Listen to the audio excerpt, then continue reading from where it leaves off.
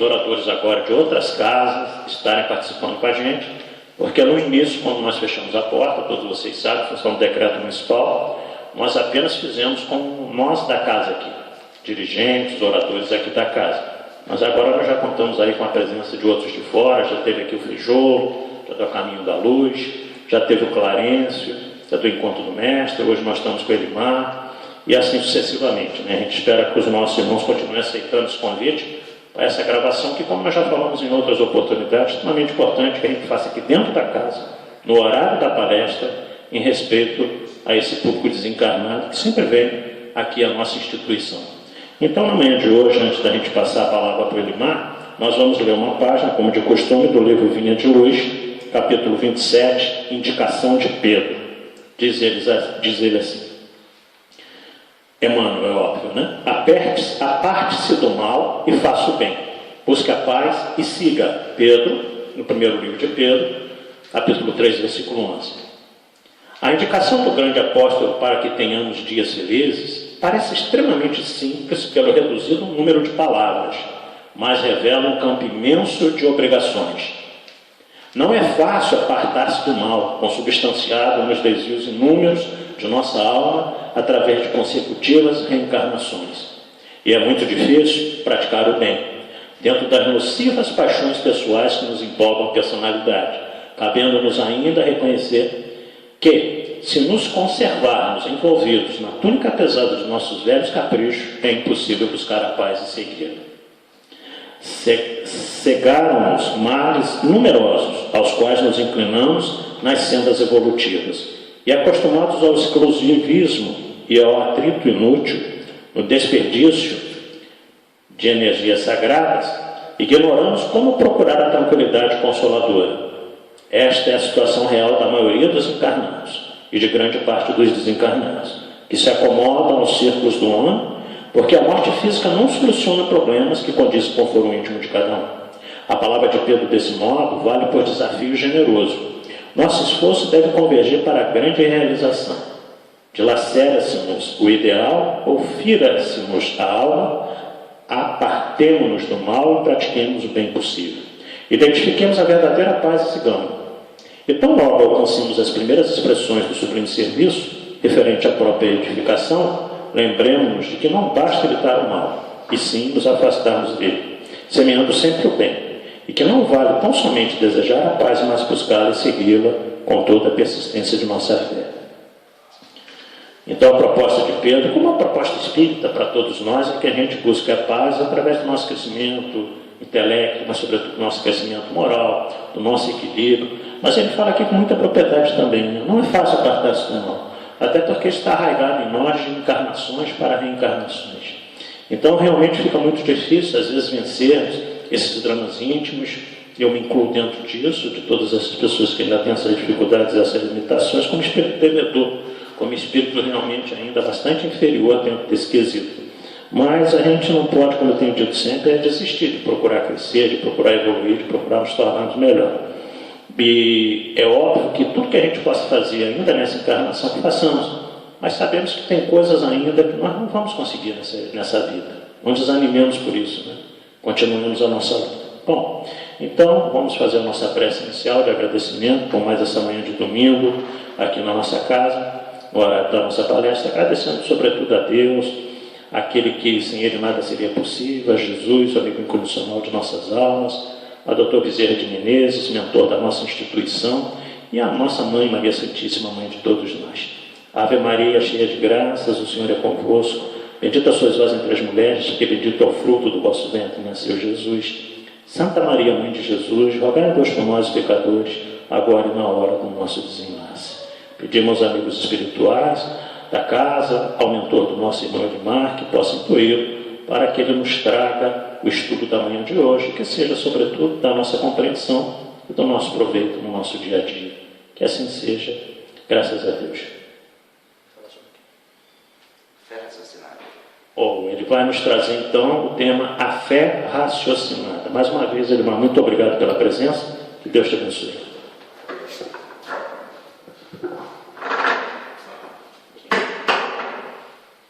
Eu vou tirar. Tá beleza.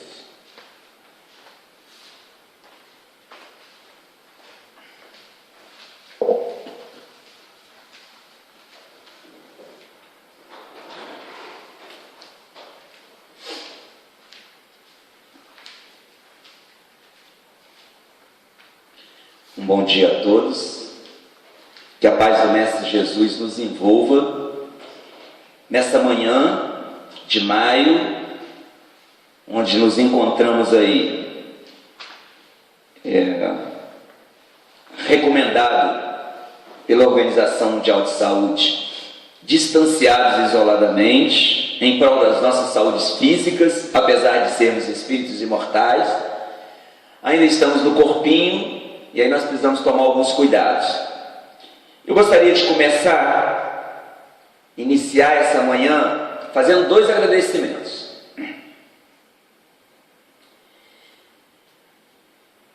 O primeiro agradecimento é para minha mãe.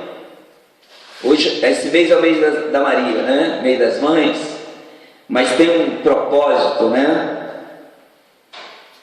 Não é só porque ela é minha mãe. Na década de 70, Dona Maria Gomes ter vencido as ladeiras aqui do Eucaliptal e ter nos dado um presente familiar, de ter encontrado a Associação Espírita Discípulos de Allan Kardec. Essa casa que nos recebeu, quando ainda tínhamos 8 anos de idade, não tinha essa estrutura, pelo menos essa estrutura, esse desenho, né? A estrutura já tivera, mas não tinha esse desenho que nós temos hoje. E com 8 anos eu corri aqui por esse salão, e então a gente deve muito a essa casa, que é a nossa casa iniciática, né? Então agradeço muito a minha mãe de ter, na década de 70, encontrado essa casa. Muito obrigado, Dona Maria. E essa casa está aberta, né? Para que nós buscássemos a nossa iniciação na compreensão do Evangelho do Cristo, na ótica da doutrina espírita. E a proposta dessa manhã tem a ver com isso também. Nós vamos fazer uma conexão, uma rápida conexão e uma rápida reflexão dentro desse tempo que nós temos, da fé raciocinada na ótica do Cristo e a fé raciocinada rediviva na doutrina espírita, ou revivida também pelos ensinos da espiritualidade superior, organizado por Allan Kardec a partir de 1857, que fora uma promessa do Cristo no Evangelho de João, como nós já conhecemos, né? Se me amais, guardeis os meus mandamentos,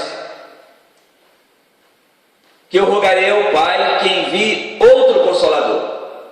Esse ficará convosco eternamente e vos fará lembrar tudo aquilo que vos digo, e vos trará outras coisas que no momento não o posso fazer.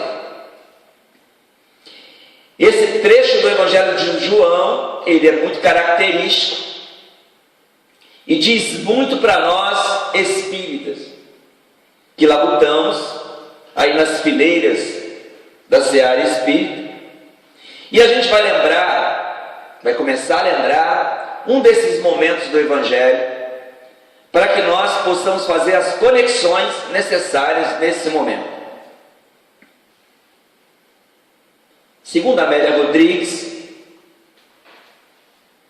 num capítulo que alguns evangelhos registraram a mulher da Samaria ou a mulher samaritana, alguns outros autores, na hora da conversão, na hora da tradição, Amélia Rodrigues diz para nós que demandara Jesus da Galiléia à Judéia, e ele escolhera um caminho não usual,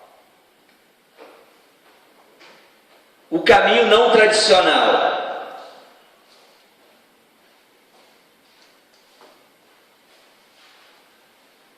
Porque quando nós observamos o mapa antigo da Palestina, nós vamos encontrar o caminho tradicional às margens do Rio Jordão. Mas Jesus escolhe um outro caminho, um caminho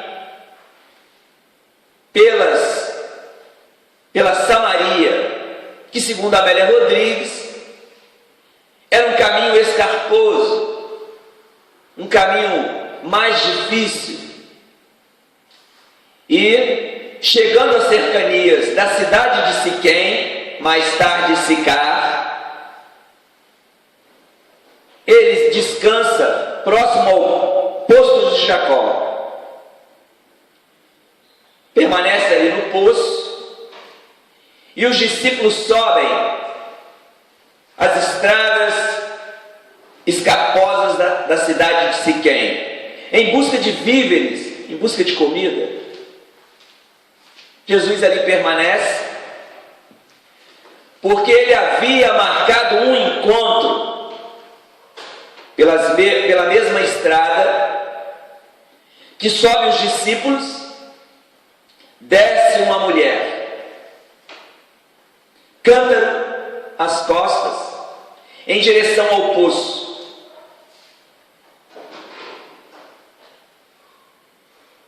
E encontra aquele forasteiro. Pela sua vestimenta, pela sua aparência, ela percebe que é um forasteiro. Chega até o poço, deita o cântaro. Quando ela começa a retirar a água, ela ouve a voz do forasteiro: mulher, dá-me de beber.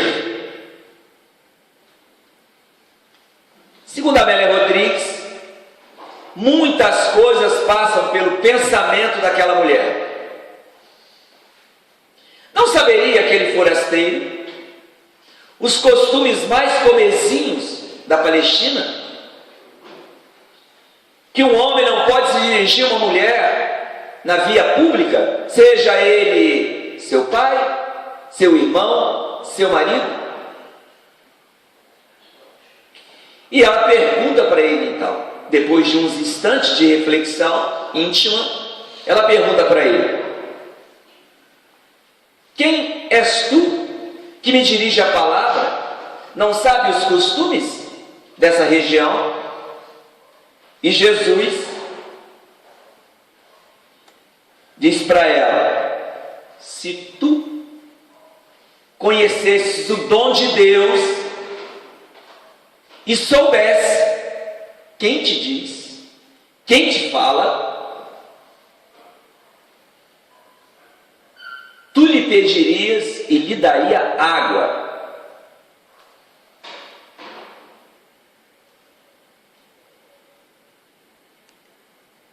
E ela, observando que ele não tem nenhum vasilhame, ela diz assim para ele: como podes tu tirar água se não tem nenhuma vasilha, não tem nenhum vasilhame? É muito bacana essa passagem.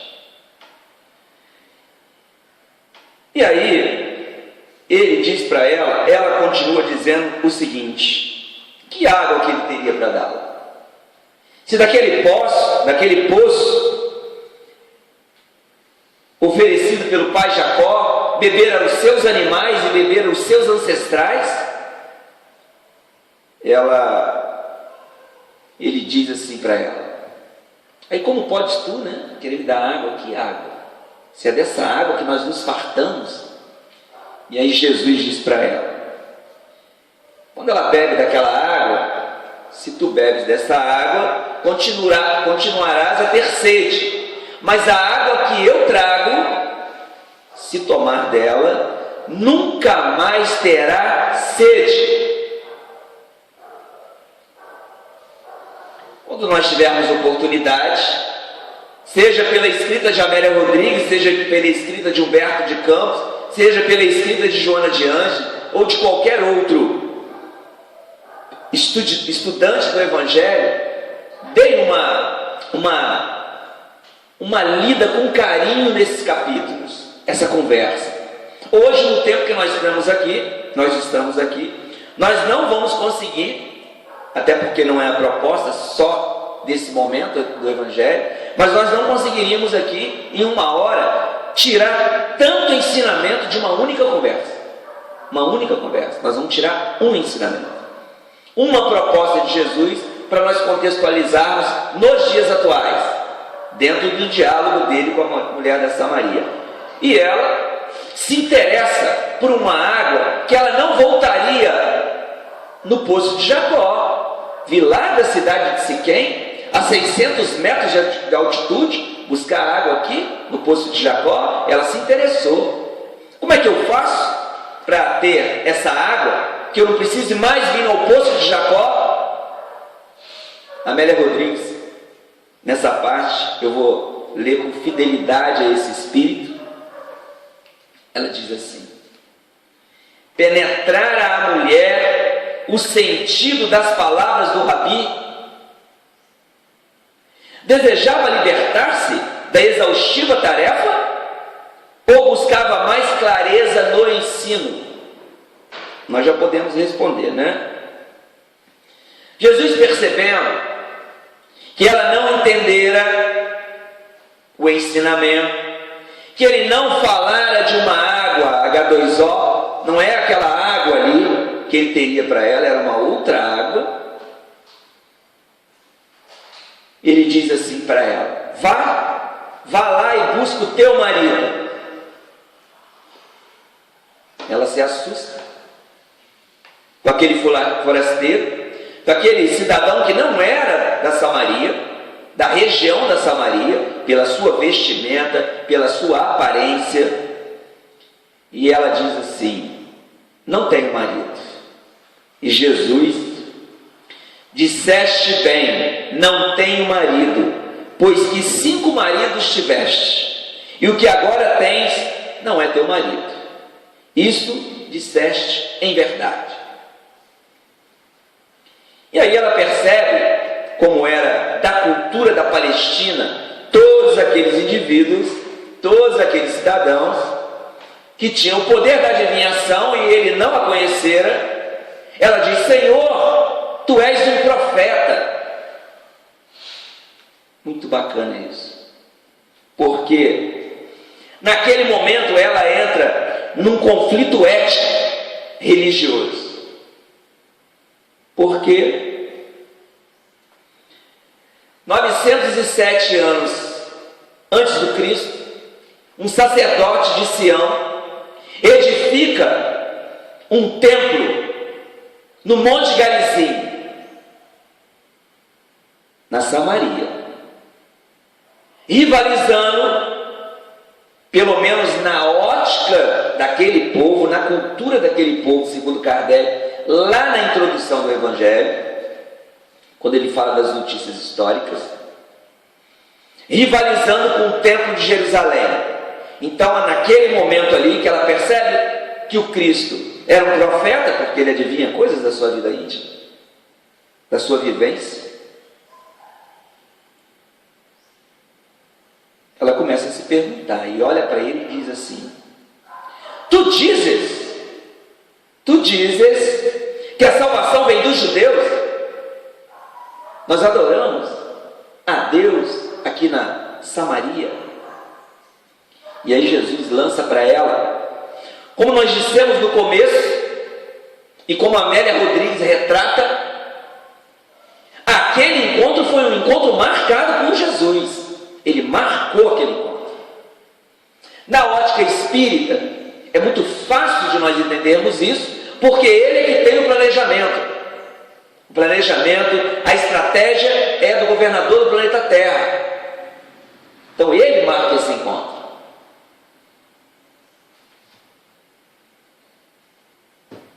Porque ele queria dar um recado para a mulher da Samaria. Ele queria deixar registrado um recado que ao longo desses 2000 anos iria ecoar nas nossas mentes. Chegará um tempo, mulher,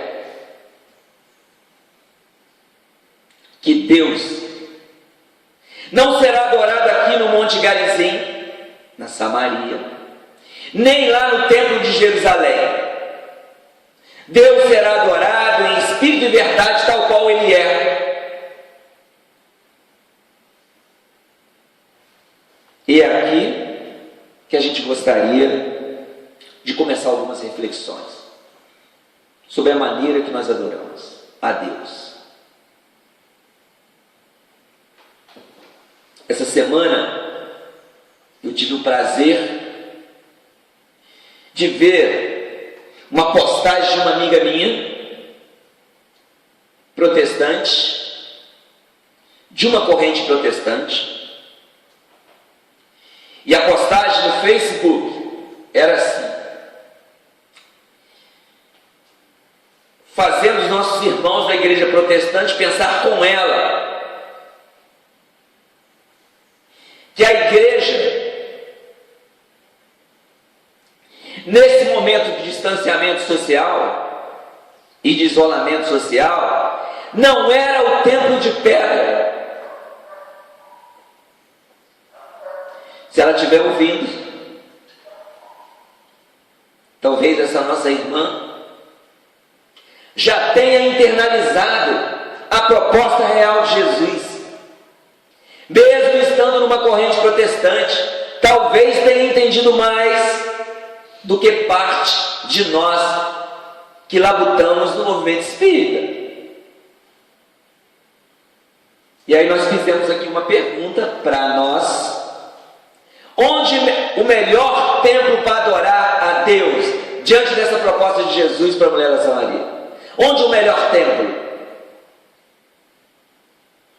Adorar a Deus. De que forma?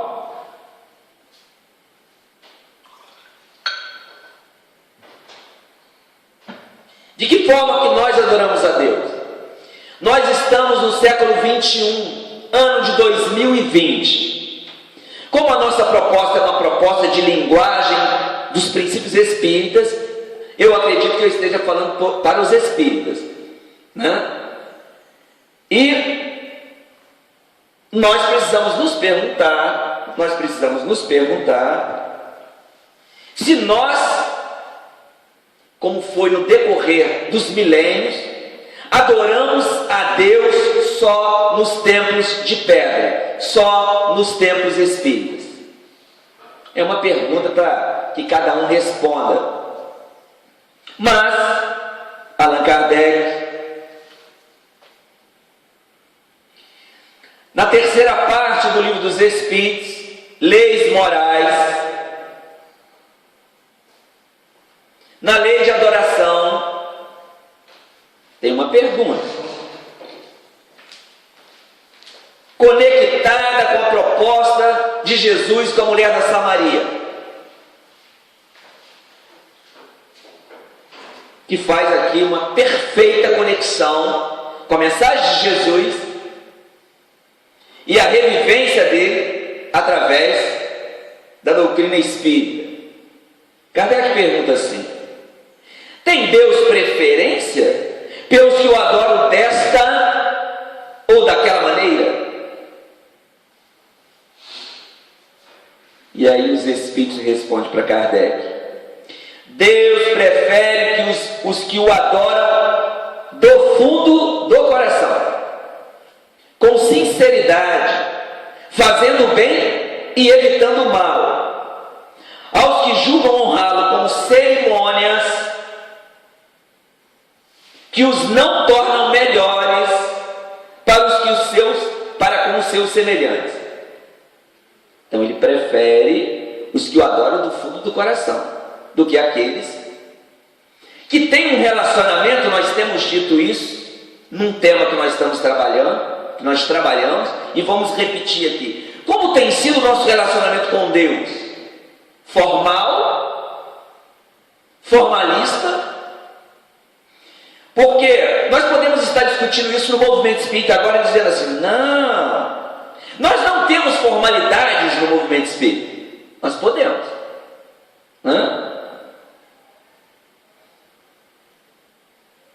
Eu brinquei essa semana e vou brincar aqui, como eu sou o objeto da brincadeira, eu fico muito à vontade. Eu só tenho preocupação quando eu dou o exemplo dos outros. Aí eu tomo cuidado para não falar um nome também. Deus me conhece. Jesus me conhece, ele havia falado isso. Só para a gente fazer aí a conexão também. Como ele disse isso para o paralítico de Cafarnaum, depois de ter descido pelo telhado da casa de Pedro, os amigos abriram a palhoça que tampava o telhado, característica das construções da época, ainda mais de um pescador, e ele ficou assustado. O paralítico de Cafarnaum ficou assustado, porque Jesus chama ele pelo nome, e ele nunca tinha visto Jesus. Natanael, bem Elias, que queres que eu faça?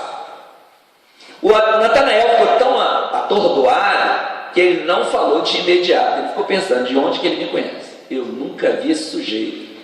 Da mesma maneira que a mulher da Samaria não o conhecia, Natanael também não o conhecia. E ele ficou atordoado, ele demorou. Segundo os Espíritos que nos relatam isso, hoje, com a intimidade que a espiritualidade traz para nós, Amélia, né, os Espíritos que tratam das questões evangélicas, que ele demorou a responder, porque ele ficou lá pensando de onde aquele sujeito o conhecia, ele nunca tinha visto. Os amigos falaram para ele, tem um cara aí curando, hein?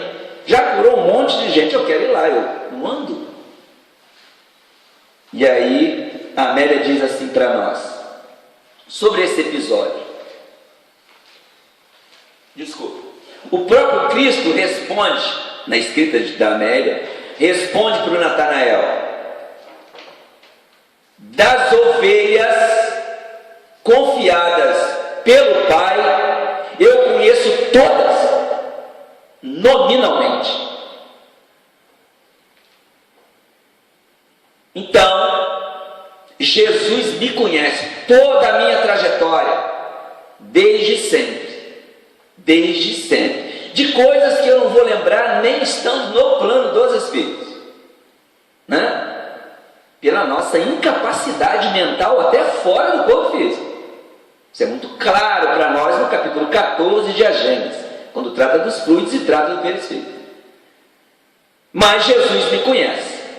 E eu tenho brincado que Jesus fica muito assustado comigo por causa da formalidade que eu tenho com ele. Porque me pedem para fazer uma prece.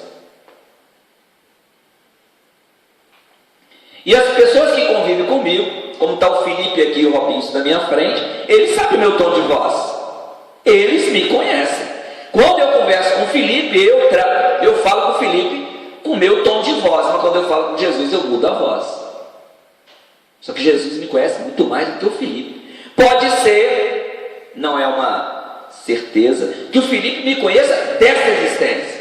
Jesus me conhece de todas as minhas existências, porque ele está aqui há 4,5 bilhões de anos. Então ele conhece todos nós, nominalmente conhece a trajetória. A nossa mente não está preparada para entender isso ainda, né?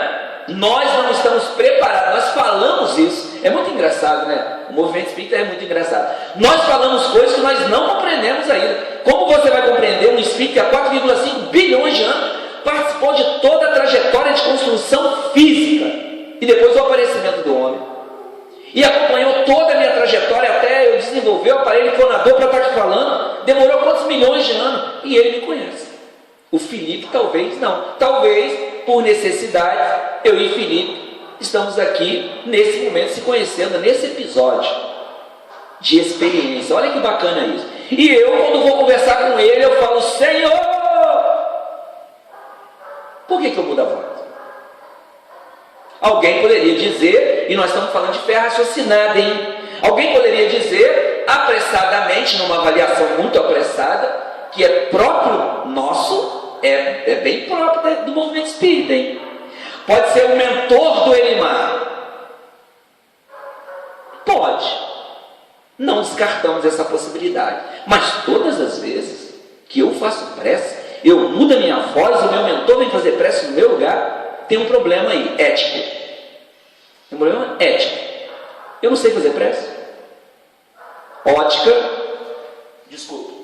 Ótica da fé raciocinada. Ótica da fé raciocinada. Nos dois sentidos aqui da estrada, né? Nos dois sentidos. Quem me avaliou? Isso não é uma ótica da fé raciocinada. Quando eu faço prece, quando eu oro a Deus, e para nós, oração é um meio de comunicação entre nós, que estamos ligados ao corpo físico, e Deus, Jesus, e a espiritualidade, a qual eu me refiro. E não é só Jesus que me conhece. Alguém aqui tem alguma dúvida que Bezerra de Menezes nos conhece? Nem tem dúvida. Espírito espírita. E aí eu resolvo, lá na minha casa, estou lá com uma dificuldade, eu resolvo fazer uma prece para o Bezerra, né? Resolvo. Bezerra tem uma falange de espíritos que trabalham em teu nome. Olha que bacana isso, né? Os espíritos amigos nos dizem, fé raciocinada, hein? Os espíritos amigos nos dizem, porque nós vamos ouvir assim, será que é o Bezerra? No movimento espírita, nós ouvimos isso. Será que foi o Bezerra mesmo que se comunicou? Meus queridos, livro dos espíritos, livro dos médiuns, o Erasto deixa isso muito claro, e os espíritos respondem para Kardec que um espírito de uma falange, olha, está lá, é básico, hein? É básico, a gente está discutindo isso no movimento espírita até hoje. Um livro de 1857 e o outro de 1861. Um espírito da falange do Bezerra pode se manifestar em nome do Bezerra, escrever e assinar Bezerra de Menezes, e não é ele, mas ele está conectado com o Bezerra, da mesma maneira que o mentor dessa casa pode enviar um trabalhador da sua falange. Imagina, a gente precisa usar a imaginação, né? Nós precisamos usar a imaginação. Quantos trabalhadores espirituais tem nessa casa? Quantos? É imaginação, porque nós não temos um número, a não ser que o Robinson tem ali e não falou para nós, né? Mas quantos? Quantos médicos? Quantos enfermeiros? Quantos soldados? Para tomar conta aqui da região, né? Lá no Sheila a gente tem algumas informações, quantitativas jamais, fé raciocinada, né? Espiritualidade não tem. Qual o objetivo disso? Quantos espíritos tem aqui? 150, 232, fé raciocinada, isso não importa. Mas os espíritos que conversam conosco nas mediúnicas dizem, quem é aquele grandão lá na porta? Por que ele não deixou eu entrar? Ele falou que tinha hora. Então tem alguém que toma conta. Quem entra, olha, fé raciocinada isso, hein? Agora a quantidade, não importa. Então o Bezerra me conhece? Lógico que ele me conhece. Esse tempo todo no movimento espírita, desde 8 anos nessa casa, o Bezerra me conhece. Aí eu resolvo fazer uma prece, que estou lá com uma dor qualquer, ele é médico, né? E aí eu resolvo falar, não vou falar com Jesus não, né? É porque eu tenho esse direito. Olha que bacana isso, né? Fé raciocinada. Tem gente que fala assim, eu não vou usar intermediário. Para com isso, hein? Cuidado, hein? Esse intermediário, no caso do Bezerra, não vou ficar citando nomes aqui. No caso do Bezerra, poderia nem estar na Terra. Quando desencarna da sua última encarnação, a Celina, assessora, intermediária de Maria, quer conversar com você. É muito engraçado essas cenas, né? Porque o que os autores espirituais transcrevem, a gente precisa usar a imaginação. Como é que foi essa conversa do doutor Bezerra de Menezes com a Celina? É lógico que não é só aquilo que está ali. Não é só aquilo que está ali. Fique imaginando a Maria querer conversar comigo. Ela não vai querer, né? Pela trajetória do Bezerra, pela minha trajetória, eu fico imaginando isso. A Maria quer falar com você. A Maria, diretora da colônia correcional Maria de Nazaré, especializada nos nossos irmãos que deixam desesperadamente o corpo físico através do suicídio, e ele manda um recado para Maria. Eu não mandaria recado para Maria, né? Se Maria me chamar, eu vou. Mas olha quem é esse espírito. Essa talvez seja porque Maria não vai me chamar para conversar. Porque ele recebe o recado que era para ele ir para uma outra morada de progresso, e ele não vai, não quer, né? É lógico que não foi dessa maneira, por isso que existe uma riqueza maior nesse diálogo que não chegou até nós. Talvez quando a gente chegar no plano dos Espíritos, nós acessemos esse contexto de maneira mais fiel. E ele diz que não. Por quê? Porque tem amores aqui na terra. Tem amores, laços de afeto. Ele quer ficar aqui para ajudar. Ó, está todo mundo acompanhando aí? O raciocínio, fé raciocinada, já falei de pelo menos umas 7 coisas. Umas 7 coisas. Do movimento espírita. Do nosso relacionamento com Deus e com os espíritos.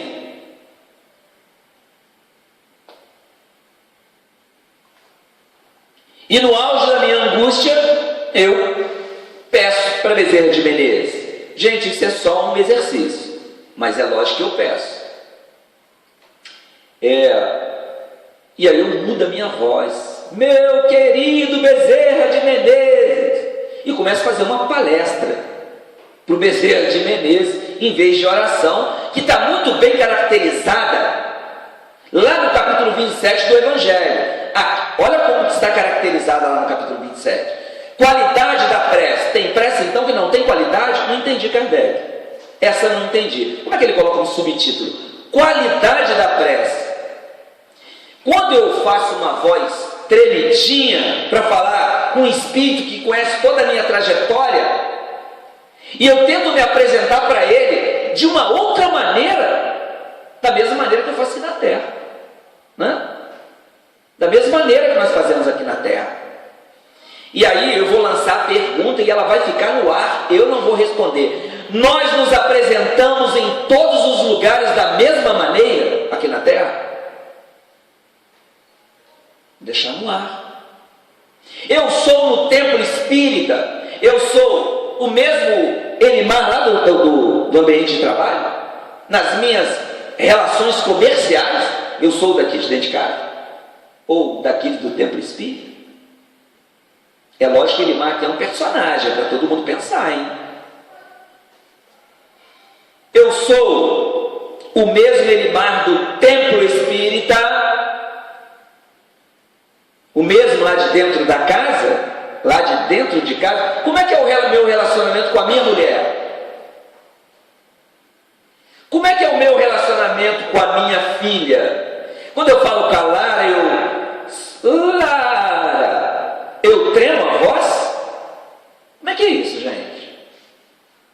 Como é que é isso? Como é que está o nosso relacionamento com Deus, com Jesus? Sob a ótica espírita. Sob a ótica espírita. Meus queridos, eu espero que ninguém esteja em momento nenhum pensando que eu estou fazendo uma crítica aos nossos irmãos que de maneira eventual os espíritos incorporam, sim. Eles estão aí. Nós estamos aqui em 3 hoje, tá? Como a gente está em isolamento social, nós estamos aqui em 3. Vocês estão sofrendo daí, na live. Eles estão sofrendo mais perto. As minhas vibrações. Muito bem.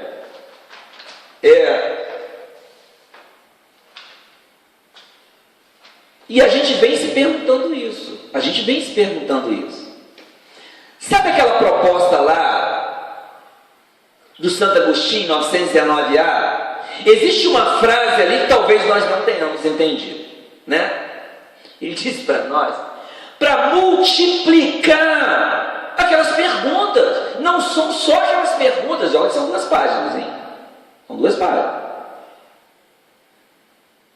Ele pediu para nós multiplicar tantas vezes for necessário. Vamos fazer pergunta.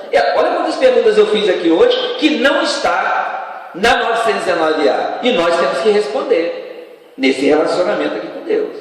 Nessa proposta que Deus, que Jesus traz para a mulher da Samaria. Passou-se os anos de Allan Kardec, dessa proposta de Allan Kardec de 1857, para a década de 40, 50, 60, né? Chico nasce em 1910, o trabalho dele começa 20 anos depois, e aí ele começa na psicografia com Emmanuel, e aí eu não sei a data exata do Caminho, Verdade e Vida, mas é dessa coleção Fonte Viva. Na introdução, Emmanuel vem nos ajudar aqui no entendimento do momento da Samaria, do Livro dos Espíritos. O Emmanuel ainda acrescentou, ele acrescentou na introdução. É muito bacana falar de introdução, porque o Carlos Embaçaí, numa das obras dele, que ele vai apresentar o Deolinda Amorim, os autores de livros dão uma apresentação ali para o amigo, escritor, lógico, alguém da sua vida de relação na literatura. É normal isso até nos livros não espíritas, E aí, quando ele vai apresentar o Deolinda Amorim, numa das suas obras, é muito bacana, que ele traz para nós algo que eu nunca havia pensado, isso eu já li há muitos anos. Ele fala para nós que nós temos o vício muito ruim de não ler introdução. Ele fala isso para nós lá. As pessoas pulam a introdução, todo mundo quer ir já para o primeiro capítulo, igual filme, Tem gente que não quer ler ali, é sinopse.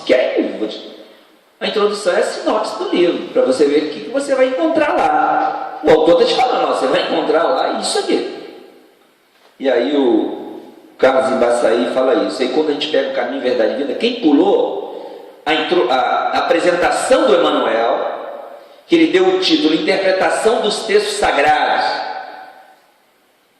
ele diz assim: a lição do mestre, eu não vou ler o texto inteiro, tirei um recorte no meio do texto, e é um texto riquíssimo, riquíssimo. A lição do mestre, além disso, não constitui tão somente um impositivo para os mistérios da adoração. Está conectado ali com a questão 654 do Livro dos Espíritos, e da proposta que Jesus levou a Samaria, marca aquele encontro para que nós hoje, no século XXI, estivéssemos discutindo isso numa casa espírita.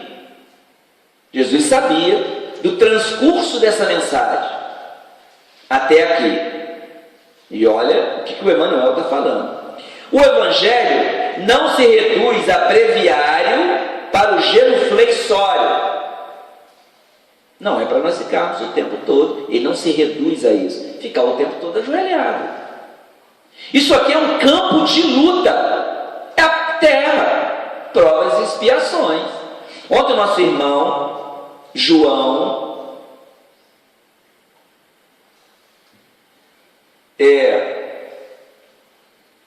das Forças Armadas, que estudou aqui, nós conhecemos ele por isso, estudou aqui na AMAN, se tornou oficial, e aí eles viajam bastante, A gente tem alguns amigos militares, eles viajam bastante. E o João foi morar em Brasília. Em Brasília, ele se ligou ao Departamento de Estudo Sistematizado da Doutrina Espírita. E ontem, ele estava na Alemanha, e o Auriston convidou ele para fazer a nossa, dentro da nossa escala de live, que a gente está mantendo as terças e a quinta e o sábado, no mesmo horário, a gente vai convidando, e ontem foi o João. O João lá, direto da Alemanha, ele disse para nós, no tema sobre a paz, ele disse para nós, faz uma rápida reflexão, isso é um recorte do tema dele, ele disse para nós se nós esquecemos onde nós estamos. Se a gente esquece, espírita, Se a gente esquece essa característica do planeta Terra, provas e expiação. Quem não está aqui dentro desse contexto? Todos nós estamos aqui dentro desse contexto. Então, o Evangelho não se reduz a breviário para o genuflexório. O Evangelho de Jesus é dinâmico. Ele é para todos os momentos da nossa vida. Quais todos os momentos? Alguém pode estar se perguntando. Não os três aqui. Alguém lá na live, em casa, está se perguntando, quais momentos?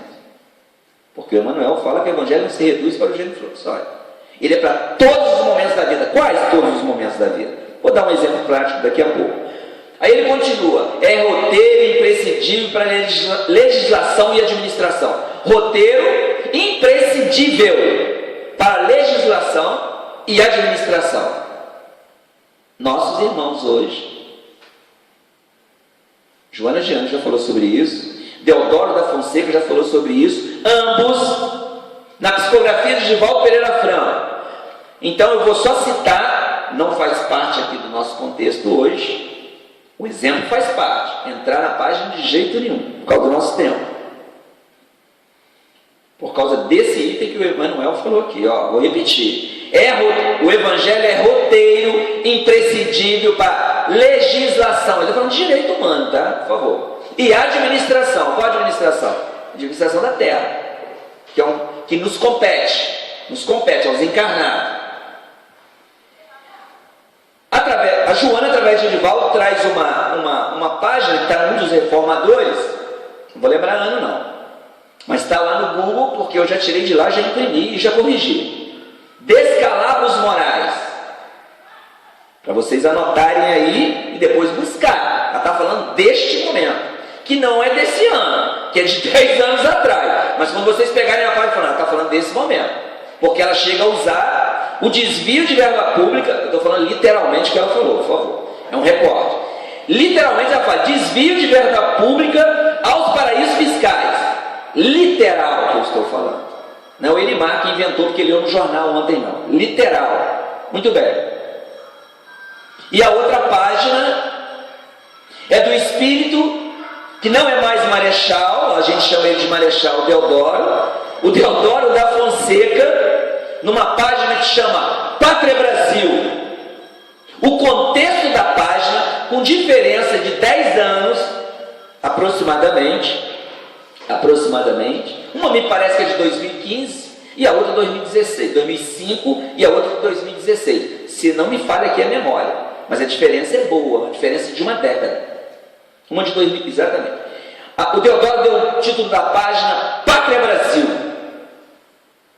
e ele fala o mesmo contexto da Joana de Anjos. Não estamos falando agora, estamos falando de 10, 15 anos atrás. Então isso que nós estamos vendo hoje no Brasil e no mundo é roteiro imprescindível para legislação e administração, para o serviço e a obediência. E aí o Emmanuel fecha de maneira brilhante. O Cristo não estabelece linhas divisórias entre o templo e a oficina. Brilhante isso aqui, brilhante. Mais claro, impossível. Isso aqui que o Emmanuel falou é Jesus falando para a mulher da Samaria. Chegará um tempo que Deus não será adorado nem aqui no Monte Garizim, nem em Jerusalém. Ele vai ser adorado em espírito e verdade. E se Deus é adorado em espírito e verdade, nós adoramos Ele onde? Ontem, estava no dentista na parte da manhã, fui obrigado a ir no dentista. O meu dentista é espírita, muito consciente dos seus deveres profissionais, então ele tomou todos os cuidados imagináveis. Nós não estamos paranoicos, mas nós estamos tomando todos os cuidados que a Organização Mundial de Saúde recomenda, né? Sem aglomeração, no caso lá só estava eu e ele, e aí eu não deixo nem dentista sossegado. Conversamos muito sobre doutrina espírita, né? Mesmo deitado naquela cadeira, né? E aí, na nossa conversa, eu lembrei para ele, numa dos intervalos, eu ainda sentado na cadeira, eu falei assim: você não tem dúvida, ele deve estar me ouvindo, você não tem dúvida que isso aqui é um procedimento religioso, né? Você não tem dúvida que isso aqui é um procedimento religioso, não dentário, o profissional. Aí ele de máscara, né, ele sorriu com os olhos, é bacana isso, né? A máscara você consegue ver que o outro está sorrindo ou que o outro não está muito feliz com você. E aí ele sorriu com os olhos e fez assim. Aí eu perguntei para ele assim: quanto tempo você permanece aqui no consultório? E ele é professor da Unifoa de odonto, tem 28 anos de profissão e tem o consultório dele. Aí eu perguntei: gosto de saber disso. Como que eu iria falar isso aqui agora, né? Aí eu perguntei. Ele chega lá de manhã cedo e ele vai para casa por volta de 10 horas quando sai da forma. Então, ele, o dia inteiro. Aí eu falei assim para ele, olha só, tá vendo? Se você não transformar, e aí eu estava falando com ele, e aqui eu estou falando para todos os segmentos profissionais, se você não transformar o teu trabalho num templo religioso, dedicando o seu trabalho, André Luiz fala isso, ou melhor, Alessandro fala isso, para o André. Se você não transformar o seu ambiente de trabalho, onde você fica 15 horas, tem gente que trabalha 6 horas, tem gente que trabalha 8 horas, mas existem profissionais liberais que trabalham 15 horas. Você, a maior parte, aí eu falei, brinquei com ele ontem, a maior parte da tua vida você fica no trabalho. Tem que transformar esse trabalho em algo religioso, até porque escolha da profissão, 258, a escolha das provas, a profissão você escolheu. Por mais que nós reclamemos, ficamos lamentando, mas essa profissão que você tem hoje, você a escolheu. E eu tenho dito, como referência, não vou entrar de jeito nenhum. O Robinson me revelou um negócio muito bacana que eu estou adorando, tá? Ele falou, como a gente está em isolamento social, as pessoas não estão indo para a rua. Nós vamos até meio-dia, a gente vai fazer um intervalo para café, né, Robinson? E a gente vai até meio-dia, olha que bacana. Não vai dar para explorar bastante coisa aqui, né? 15 horas dentro do consultório da faculdade. Então, cada um de nós, eu estava dando a referência. No capítulo 14 de Nosso Lar, vai lá, dá uma olhada na conversa de Clarence com o Nosso Lar sobre profissão. É um capítulo inexplorado por nós. Inexplorado. Porque ali tem coisas significativas sobre profissão. Coordenadores de juventude que estão me ouvindo, evangelizadores. Então, ali está falando de profissão, que é uma das dúvidas do jovem. Não só na escolha, mas a atuação. Está lá. Né? Está lá. E aí o André fica admirado com aquela proposta. Porque Clarence deixa claro para André que ele deveria cuidar de espíritos. Você consegue imaginar isso?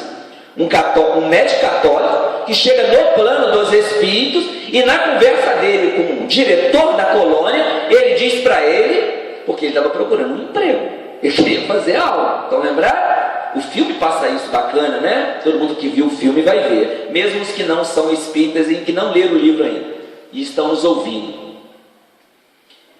E esse capítulo eu diria que todo mundo deveria ler, espíritas e não espíritas. Leia o capítulo 14 do Nosso Lar, para ver o aspecto profissional e por que o Emmanuel fala que é para legislação e administração. E aí ele diz para o André que ele não tratou de espíritos na Terra, ele tratou de corpo físico. Como que ele iria agora atuar na medicina, no plano espiritual, cuidando de espírito? Porque no plano espiritual, o próprio nome já diz, né? Trata de espírito. Ele falou, na Terra você não cuidou de espíritos, você cuidou de corpo físico. O André fica atordoado. Ele diz para nós que ele nunca tinha pensado nisso. Como a grande maioria de nós. E aí, nós precisamos colocarmos nós, os espíritas, nessa conversa também, né? Porque senão fica parecendo que nós estamos falando para os outros. E nós já resolvemos os nossos problemas, nos desafios, nos conflitos com a profissão. Fica parecendo que os espíritos estão todos resolvidos, né? Numa das lives que eu fiz pelo Sheila, eu utilizei um texto de introdução do André Luiz, numa das obras, onde ele disse que nós não somos heróis. Porque eu quis falar da angústia. Fica parecendo que os espíritas estão com a emoção resolvida nesse momento, né? No momento de pandemia mundial, os espíritos, não, tranquilo. Tranquilo. Os espíritos estão nos ajudando. Amigos, fé raciocinada. Tem uma parte, eu tenho dito que eu não vou falar de pandemia, eu estou acabando o que eu estou falando, né? Porque tem tanta gente falando de pandemia, e a doutrina espírita continua, né? Que é a proposta do Cristo de regeneração da terra. Nós temos recursos para falar doutrinariamente da pandemia? Temos, muito. Lei de destruição, está lá no livro dos Espíritos. Ali já está a resposta, né? Ali já está a resposta. Eu aproveito a live aqui, na EDAC, que eu me sinto aqui muito na minha casa.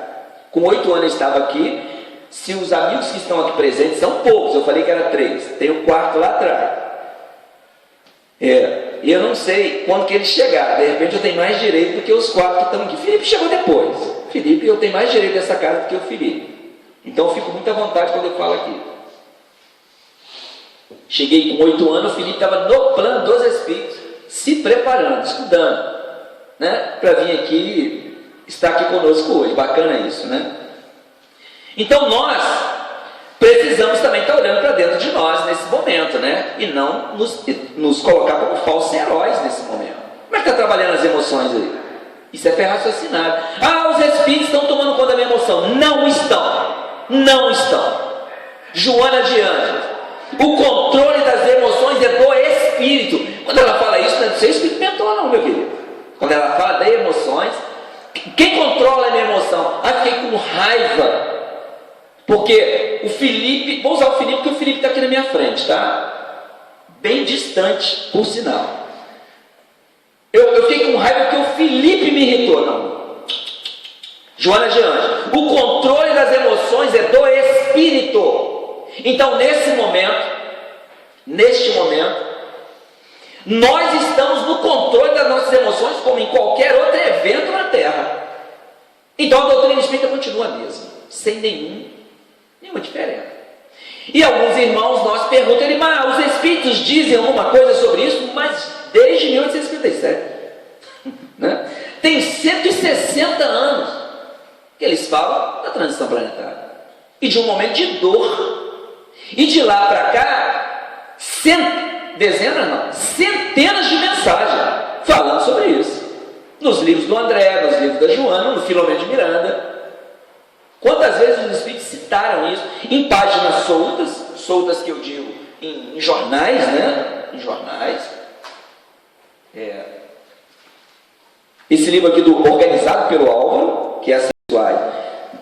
A primeira obra aos espíritas era 30% daquilo que ele coletou, então esse aqui é o segundo livro, não ainda falta o terceiro livro. O que ele diz para nós?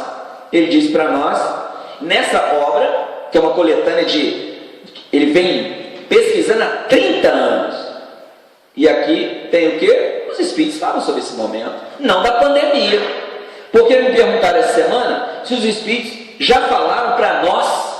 Gente, vou repetir para quem estiver chegando na live agora, fé raciocinada, para a gente fechar aqui com o único exemplo que eu trouxe aqui. Eu vou achar.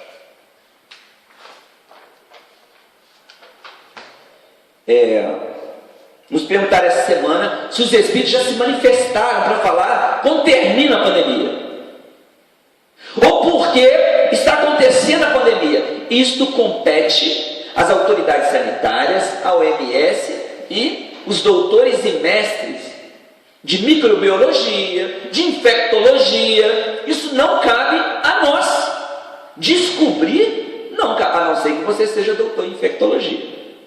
Isso não cabe a nós.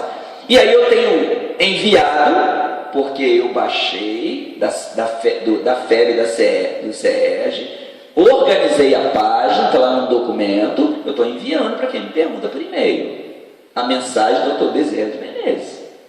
E o Dr. Bezerra de Menezes, como sempre, ele sabe, nós éramos para saber que a espiritualidade superior não vai falar nada sobre isso agora. Solução, e aí lá no texto dele, que já tem, foi no Paraná, Congresso do Paraná, tem mais de mês. Era uma psicofonia transformada lá para o texto. E ele diz que no tempo, nós vamos saber as causas, né? E a importância. Ele fala 3 coisas, eu não estou lembrando a terceira palavra, eu coloquei em tópico, eu organizei a página, para quem não manda, está organizadinho, eu coloquei 3 tópicos: as causas, a importância e uma outra terceira coisa. E eu tenho mandado dele. E eu tenho dito, eu confio no Bezerra de Menezes. Porque ele não trouxe nenhuma novidadezinha da pandemia. Isso é fé raciocinada. Isso é fé raciocinada. Tem um evento, desculpa, por que eu estou falando isso? Num tema de fé raciocinada, vim lá da Samaria, já fui no Livro dos Espíritos. Por que eu estou falando isso? Por quê? Eu não viria no EDAC hoje na parte da manhã no domingo para falar de fé raciocinada e não iria contextualizar com o movimento espírita da atualidade. Não tem lógica. Já pensou se eu ficasse aqui o tempo todo na Samaria? Alguém em casa ia falar, então aconteceu, a mulher da Samaria, Jesus, o poço de Jacó, a água. Como que nós estamos lidando com mensagens nesse momento?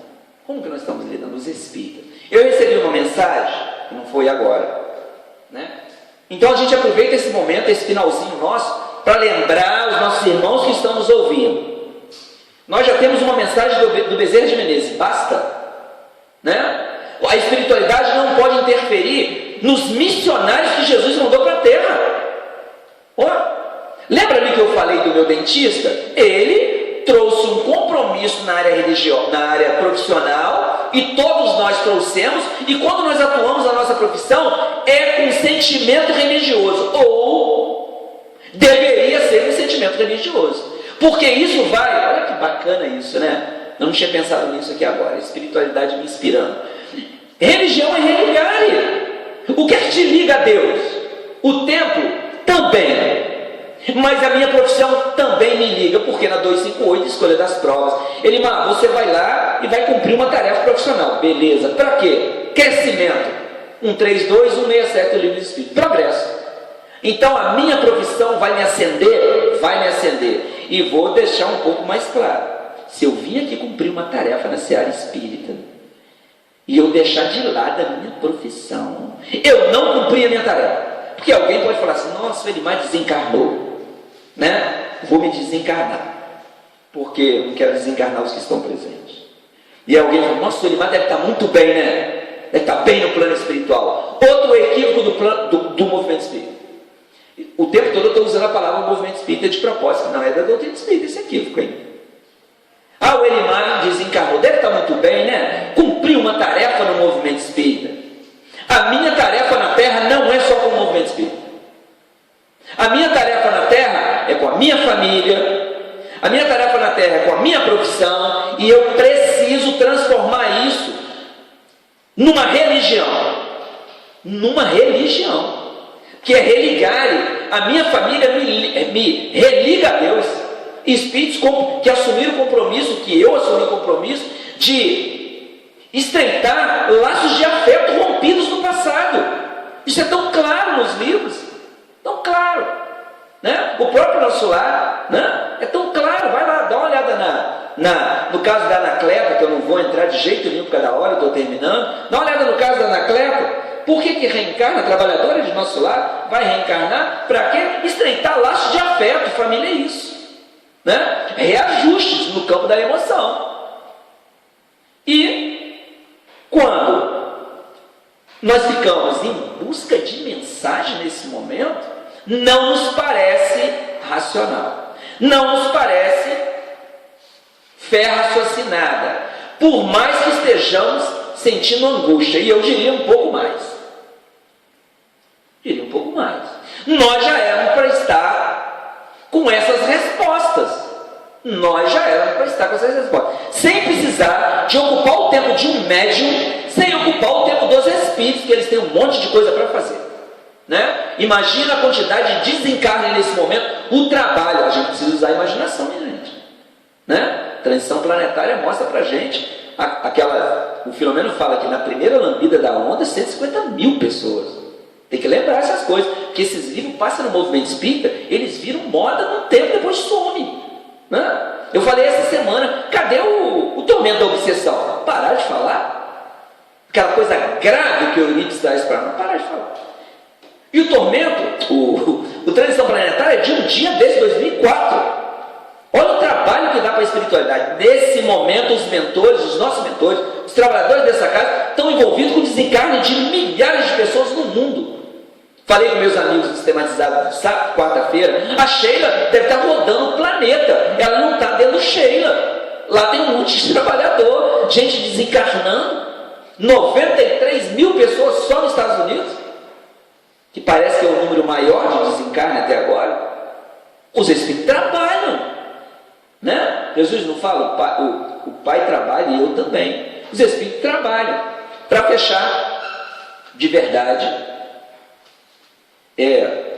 há um ano e meio aproximadamente, e aí eu trouxe essa mensagem, eu não vou ler toda, só vou citá-la, porque a gente nunca sabe quando é que a gente sai de crise, né? Agora a gente está numa crise pandêmica, né? Mas a gente está sempre em crise, né? Faz parte desse momento transicional. Há uns meses atrás, nós estávamos, um ano e meio aproximadamente atrás, há 2 anos, circulou, e aí é um convite aqui que nós fazemos nesse final, circulou pelo WhatsApp, e por alguns, olha como é que esse tema ele é muito amplo, né? Mas a gente precisa terminar. Circulou em alguns sites espíritas, não os oficiais que nós conhecemos, né? Que eu citei o CERJ aqui e a FEB, nenhum dos dois colocou. Uma mensagem do Divaldo, e nós usamos numa aula do Livro dos Médiuns, Identidade dos Espíritos, Provas e Possíveis Identidade. A mensagem do Divaldo, só vou ler o final da mensagem, porque nós usamos isso aqui, sabe o quê? Como material para os estudantes, é lógico que eu tirei nome, tirei tudo, né? Para os estudantes do sistematizado identificar a mensagem, nós precisamos identificar. Todo estudante de doutrina espírita precisa identificar uma mensagem, se ela é boa ou ruim, ou o espírito que assinou não é ele de jeito nenhum. Isso é prática comum. Ou nós temos mestre no movimento espírita para fazer isso? Fé raciocinada. Nós não temos mestre no movimento espírita para analisar uma mensagem para nós. Não temos. Nós não nos organizamos assim. Essa mensagem do Divaldo, vocês vão lembrar.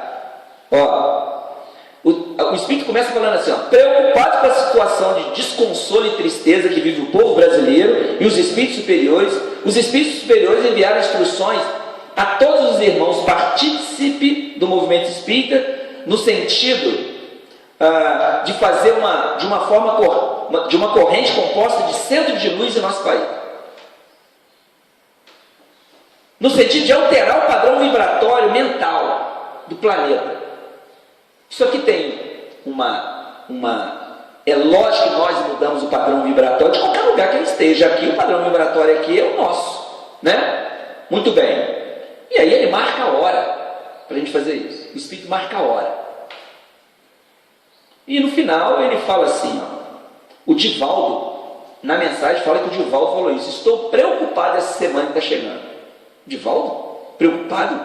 Numa semana? Divaldo é trabalhador de Jesus, está lá cumprindo tanta tarefa. Não sei se ele tem tempo de ficar preocupado, né? Peço uma corrente de oração para que colocaram foto do Divaldo aí na mensagem, para que os guardiões possam iluminar as mentes e os corações dos nossos governantes terrestres. Os Espíritos não esperam as nossas vibrações e orações para amparar os líderes mundiais, os governantes. Eles já têm, porque eles têm que cumprir uma tarefa diante de uma pátria. Coloquei para sistematizar, para eles analisarem, não foi só essa, de 2 outros artistas que estão aí escrevendo. Coloquei as 3. E depois nós pontuamos onde tem os equívocos doutrinários, baseado no Livro dos Médiuns. Não precisa ficar pegando muito livro, não. Aí, vergonhosamente, eu acho uma vergonha. É vergonhoso. O Divaldo teve que tirar 1 minuto do tempo dele, porque nós, espíritas, estávamos divulgando essa mensagem no WhatsApp. Eu recebi de várias pessoas. Inclusive, mandaram na nossa casa, no WhatsApp da nossa casa, e na época lá alguém se adiantou. O Divaldo, isso está gravado na Mansão do Caminho para quem quiser, digita lá que vai aparecer, ou no Google. O Divaldo tem que perder o tempo dele, ir para frente de uma câmera e dizer: meus queridos irmãos, existe uma mensagem circulando no movimento espírita, onde eu estou pedindo prece, marcando hora. Essa mensagem definitivamente não é minha. Eu não fui o medianeiro, e esse espírito que assina não é ele. A gente precisa do Divaldo? O Divaldo já tem 90 e poucos anos, gente. Se a gente depende dele para isso, para identificar uma mensagem que não é do Espírito e que não tem nenhuma racionalidade, nós, fechando, nós do movimento espírita, a gente poderia aproveitar agora o isolamento social para isso, né? Nesse aspecto, para a gente parar de mandar fake news. Eu recebo muitas fake news pelo WhatsApp, desculpa, do movimento espírita, mensagem que para mim não tem nenhum significado. E aí eu tenho dito na casa, e eu dito aqui porque essa casa é também, eu sou partícipe dessa casa. Quem lê Leon Denis, eu estou com ele aqui, Cristianismo e Espiritismo, que está dentro do tema. Quem lê Leon Denis identifica rapidamente uma frase ruim de uma frase de um espírito que não é sério de jeito nenhum e que não psicografaria através do Divaldo, né? Ou através de um outro médium sério. Olha que coisa. A gente espera que nós tenhamos aí atendido a expectativa dos irmãos que estão em casa, a expectativa dos nossos irmãos que estão aqui presentes, em torno da fé raciocinada, e de maneira alguma nós fechamos esse tema. De maneira alguma. Fé raciocinada é todos os dias na casa espírita, todos os dias, na prática da casa espírita, todos os dias. Todos os dias nós estamos lidando com isso. Fé raciocinada. Onde? Na prática espírita. Seja na diretoria da casa espírita, na promoção social, na evangelização, porque o movimento espírita está caindo no equívoco. Achar que o raciocínio espírita, a fé raciocinada é só para tribuna, ou só para evangelização, ou só para a coordenação de mocidade. Fé raciocinada é toda a prática do movimento espírita. Os diretores de uma casa precisam estar ancorados na fé raciocinada. Que Jesus nos ampare. A gente agradece mais uma vez a Associação Espírita Discípulos de Allan Kardec, nossa casa-mãe, que foi aqui que a gente começou a conhecer a doutrina espírita. A gente agradece aí o Robinho, o Felipe, os amigos que estão aí. Bom dia a todos.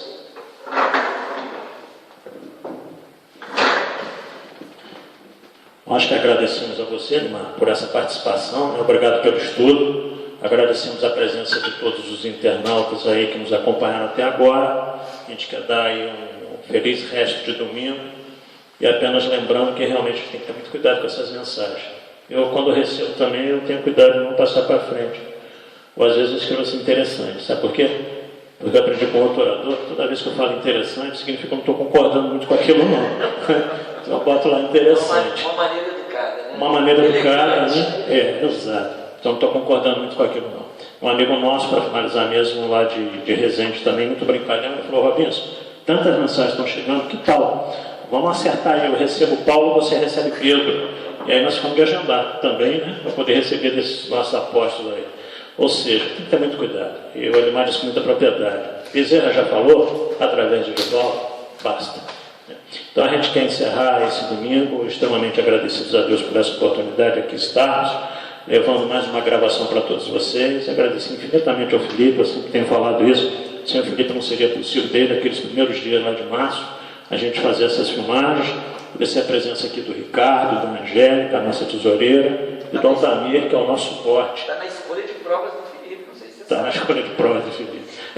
Segundo ele, Elimar, né? Está aqui fazendo essas gravações. Então, que Deus abençoe a todos. A gente quer encerrar, como sempre fazemos também, com a oração que Jesus nos ensinou. Pai nosso que estás nos céus, santificado seja o vosso nome, venha a nós o vosso reino, seja feita a vossa vontade, assim na terra como nos céus. Pão nosso de cada dia que nos dai hoje, perdoai, Senhor, as nossas ofensas, assim como nós perdoarmos a quem nos tem ofendido. E não nos deixeis cair nas inúmeras tentações do caminho, mas livrai-nos de todo o mal, porque são teus o reino, o poder e a glória para sempre. Com essa prece, nós damos por encerrado, sob a permissão dos mentores espirituais da casa, a figura maior do Dr. Adolfo Bezerra de Menezes, a reunião dessa manhã de domingo. Que assim seja, graças a Deus.